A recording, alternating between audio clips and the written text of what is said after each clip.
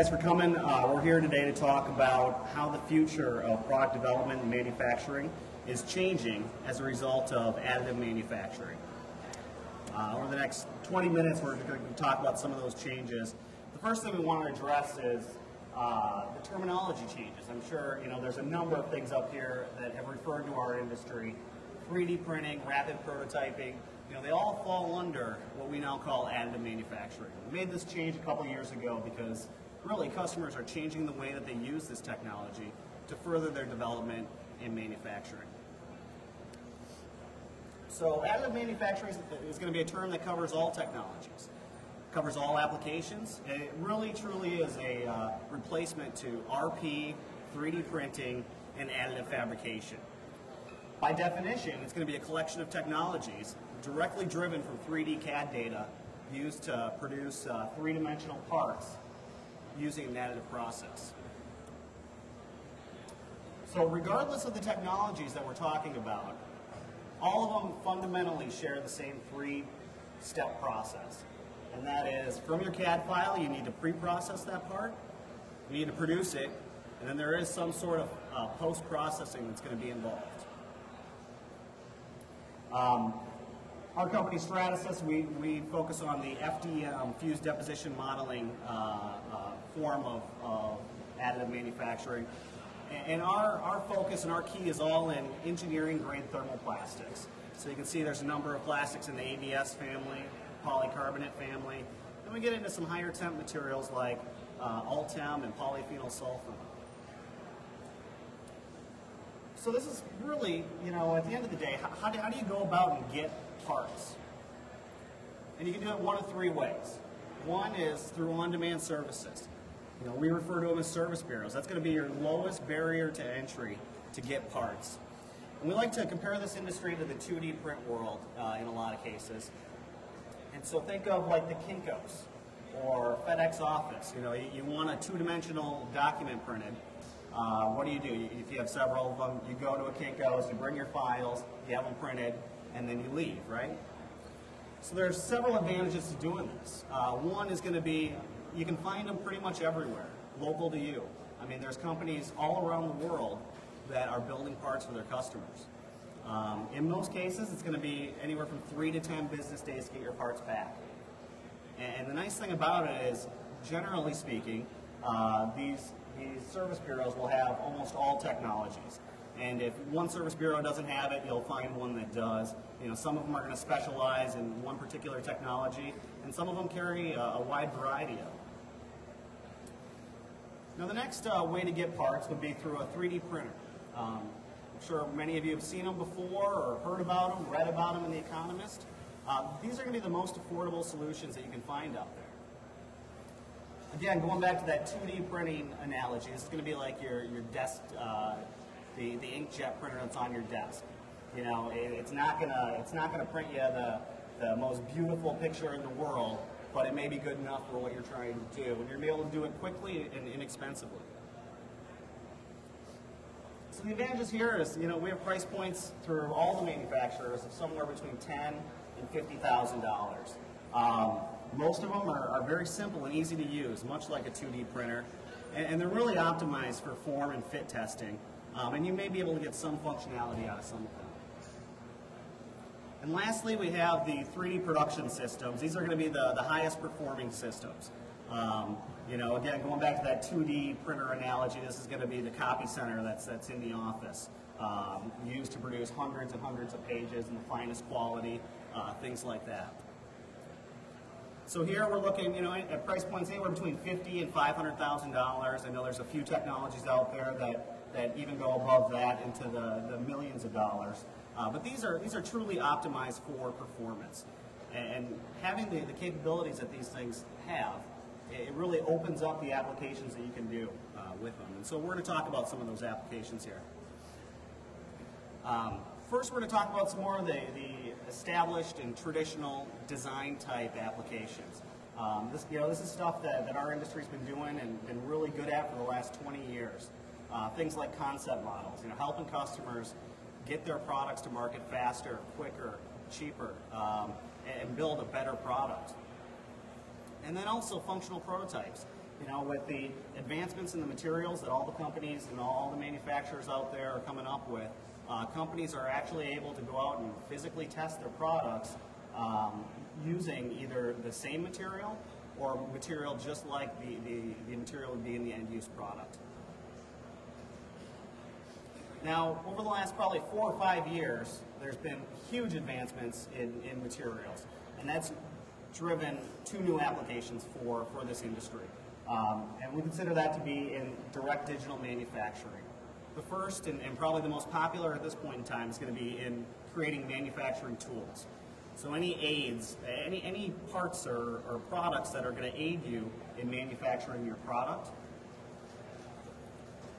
And then one of the fastest growing ones is the customers out there using this equipment to actually produce end-use parts. You know, products that are going to go into another product or basically be sold directly from the systems.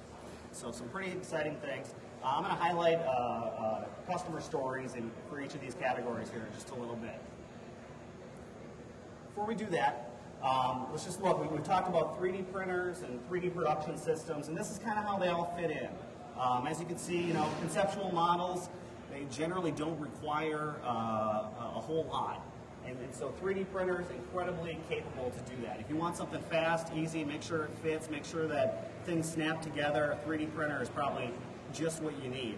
You know, as you start to move down here, you know, you see functional prototypes. You know, you can still use some 3D printers for that, but now we're starting to get a little more into the 3D production systems. By the time we get to the manufacturing applications, that's where you're really going to need that high performance system. So basically, as we start and go down these different categories, your performance requirements will increase. So let's take a look at a typical design cycle. You know, most companies go through their concept design, go through engineering, you know, get into some details, and then generally at that point they'll go and prototype. You know, just to kind of prove out to make sure that, hey, this is actually going to work for me, you know, before they go into investing in tooling and producing the product. A study done by Boston University basically found that 80% of your product cost is finalized before you hit tooling. So it further describes how, you know, prototyping early and often will really minimize your cost of change. So what companies are doing now is they're adopting this technology through, you know, one of the 3 methods. They're either sending out to the service bureau to get parts, they have a 3D printer in-house, or they have a 3D production machine in-house, and they're using it all throughout the design process. So they're using it early and often. So with each of these stages, you know, there's communication back and forth. They're doing more testing, more designing, more iterations than ever before. And at the end of the day, what they end up doing is they get their products to market faster, and they're better products. Cost of a delay. You know, if the product's late to market by 6 months, you've already lost 2/3 of the gross profit margins. I mean, that's a huge statement. It's huge. All right, so now what we're going to do is let's talk a little bit about the different applications. We'll highlight a customer and how they use it in that application. First, we're going to talk about more of the traditional applications, which is going to be your conceptual models and your functional prototypes. The direct benefits, reducing time to market, and lowering your product development costs. Indirectly, you know, it certainly helps facilitate communication both to your internal and external customers. And overall, it's going to improve your design. So the first company I want to talk about is Ducati. They make motorcycles. So what they had a project come up, and every time they basically build a new engine or a new main component of a motorcycle, we'll go back to that, it's taken them 28 months to produce an engine. 28 months. They're using, most of their prototypes are being outsourced either to service bureaus, they're machining parts, you know, everything's being done on the outside. And their big goal was, you know, we really need to cut down our development time to build these engines. So what they did is with their first 2 engines, they brought a machine in-house, they built 2 engines, nearly all of polycarbonate.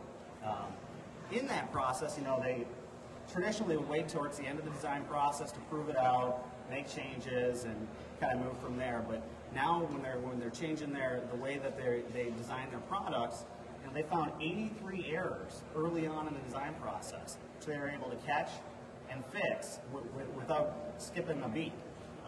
It saved them an estimated almost $300,000 to catch those changes. So overall, they were able to reduce their time to market by 70%. The next company we're going to highlight here is Toro. I think everybody here is familiar with Toro. And this division actually focused on making in-ground sprinkler systems. They needed prototypes that could withstand high pressures. They used to send out for various methods of prototypes, and every time they'd apply pressure, the parts would break. They just wouldn't hold up, and they weren't strong enough for them. So what they ended up doing is they ended up sending out and having parts machined. Machining is costly. I think they were waiting anywhere from 4 to 6 weeks to get parts back. Now, so they send it out, wait 4 to 6 weeks to get a part back, then they'll go test it. If that part breaks, what happens? We got to go back and redesign it, go back and send it back out, wait another 4 to 6 weeks for that part to come back. You can see how it has a staggering effect on their design cycle. So they tested out an FDM part made in polycarbonate. It was able to withstand the water pressure, and they were able to quickly functionally test their products and increase their development, or decrease their development time. So you can see there's been a pretty dramatic savings over the last 2 years through a number of projects. So what they did is they basically looked at, okay, how many projects did we use this machine on?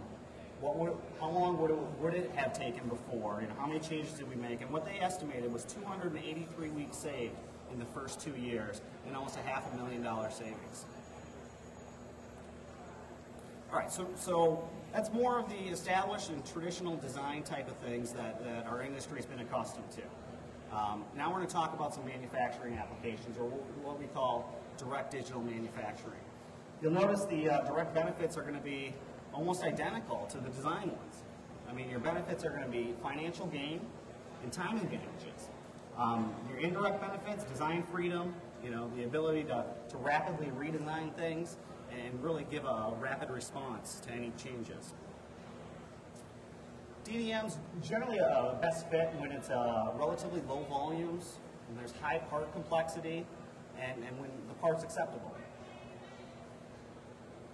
Here's some examples of some manufacturing tools. I mean, we're talking about jigs, fixtures, gauges, guides, alignment tools, things used in tooling, masters, patterns for sand casting, investment casting, things of that nature.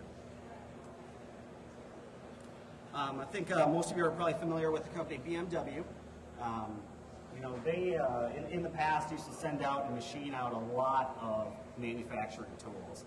And this is one of those things, and it happens with a lot of customers who buy this technology. They buy it for one reason, in BMW's case, prototyping.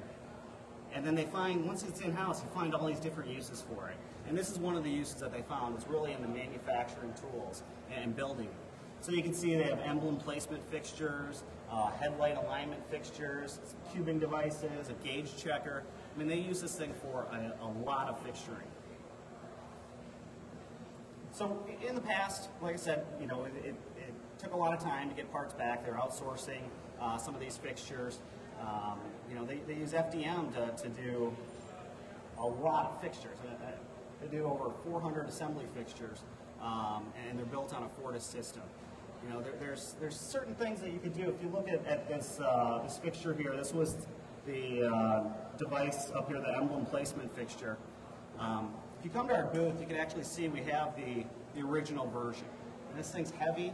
It's made of aluminum. It's bulky. The handles are really small. And you can imagine this person putting these emblems on these cars day after day, hundreds of times a day. And this thing could really start wearing on them. I mean, I can't even get my hands in there.